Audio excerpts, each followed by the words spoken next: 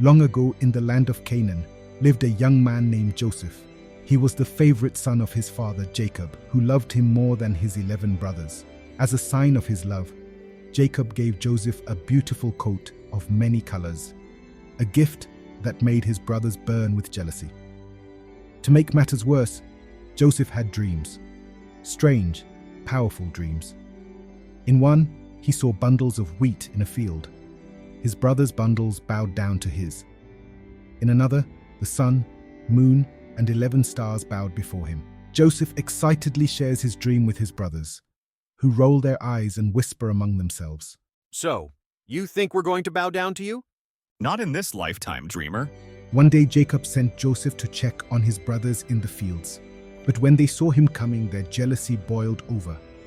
They ripped off his colorful coat and threw him into a deep, dark pit. Then, they saw a caravan of traders heading to Egypt. Instead of killing Joseph, they sold him as a slave for 20 silver coins.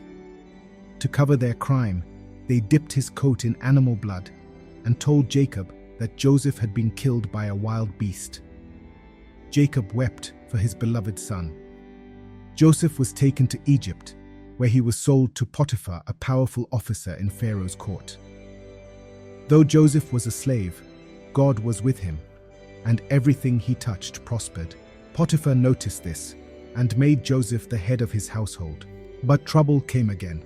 Potiphar's wife tried to tempt Joseph, but he refused, saying, "How could I do such a wicked thing and sin against God?" Furious at his rejection, she falsely accused him of attacking her, and Joseph was thrown into prison. Even in prison, God was with Joseph.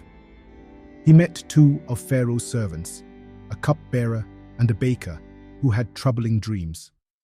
With God's help, Joseph interpreted them. The cupbearer would be restored to his position, but the baker would be executed. And it happened just as Joseph said. Joseph asked the cupbearer to remember him, but he forgot. 2 years passed. Then one night, Pharaoh himself had a puzzling dream. 7 fat cows eaten by 7 skinny cows, and 7 healthy stalks of grain swallowed by 7 withered ones. No one could explain it.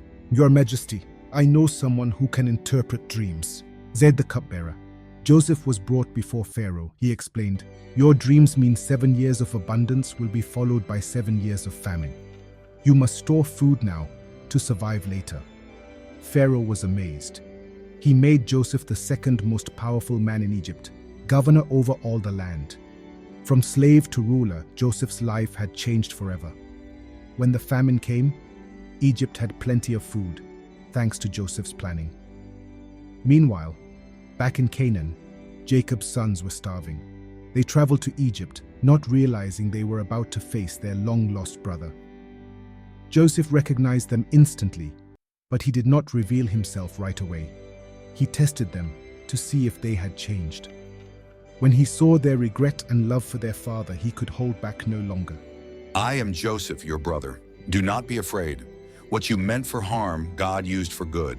Instead of revenge, Joseph chose forgiveness. He invited his entire family to live in Egypt, where they would be safe and provided for. Jacob was overjoyed to see his son alive. And so, the family of Israel, God's chosen people, found refuge in Egypt, setting the stage for a new chapter in history. Through betrayal, slavery, and hardship, God's plan for Joseph never failed. His story reminds us that even in our darkest moments, God is always at work, turning trials into triumphs. Thank you for watching. Please subscribe to this channel to see more videos like this.